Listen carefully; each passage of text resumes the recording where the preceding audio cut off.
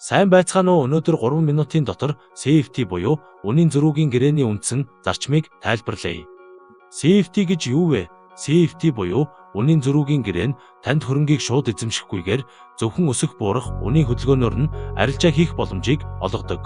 Зөвхөн нэг аккаунтаар та хувьцаа, Forex, алт түүхий тос зэрэг олон хөрөнгийг арилжах боломжтой бөгөөд унсан ч шорт хийж ашиг олох боломжтой. Жишээ нь та Apple-ийн хувьцааны ханш өснө гэж үзвэл CFT худалдан авна. Үн өсвөл танд ашигтай, харин үн унвал алдагдал хүлээнэ. Хоёрт, хөшүүргийн зарчим. Жишээгээр тайлбарлая. Гол санаа нь маржныг арилжааны тасалбар гэж үзэж болно. Хувьцаагаар жишээ авъя. $1000 маржин дээр нэгийг харьцах 5-ын хөшүүрэг ашигласнаар та $5000 Apple хувьцааг хянаж чадна. Үн 10% өсвөл $500 ашиг олно. Ингэснээр хөрөнгө 2 дахин нэмэгдэнэ, харин 10% унвал маржин бүрэн шатна. Forex-оор жишээ авъя. $1000 маржин дээр нэгийг харьцах 100-ийн хөшүүрэг ашигласнаар та $100,000, еврогоос $10 гэрээг хянаж чадна. Валютын ханш 1% өсвөл $1000 ашиг, харин 1% унвал таны хөрөнгө тэг болно. Санаж яваарай, хөшүүрэг бол хоёр талтай элд юм. Ашиг өсгөх боловч алдагдлыг хурдан ихсгэнэ. Гуравт, арилжааны зардал. Энэ нь голчлон 3 төрөл байдаг. Хамгийн түрүүнд спред, худалдан авах ба зарах үнийн зөрүү бөгөөд спред бага байх тусам ашигтай.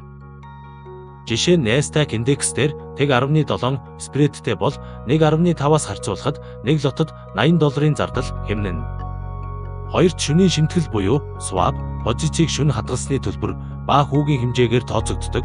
Урт буюу long позиц нь төлбөртэй байж болох бол богино буюу short нь хүү авах боломжтой. Сүүлийнх нь хураамж, STP аккаунт зөвхөн спред авдаг, харин ECA аккаунт нь бага спредтэй ч нэмэлт шимтгэл авдаг. Дөрөвт, эрсдлээ удирдахын тулд эдгээр 3 дүрмийг баримтал, юуны түрүүнд stop loss тавь. Заавал алдагдлыг хязгаарлах цэг тохируул. Жишээ нь хувьцаа 5% унвал автоматар зарах гэх мэт. Дараагийн зөвлөгөө бол хөнгөн арилжаа хий. Нэг удаагийн арилжаанд нийт хөрөнгийнхөө 10%-аас дээш эрсдэл бүү хүлээ. Хамгийн чухал нь итгэмжит платформ сонгох зохицуулалттай буюу FCASIC лицензтэй эсхийг нь шалгах, спред, шимтгэл гэх мэт шимтгэлүүдийг харьцуул. Платформын ажиллагаа хурдан, найдвартай эсхийг шалгах. Эцэст нь CFT бол хүчтэй хэрэгсэл болохоос мөрий биш.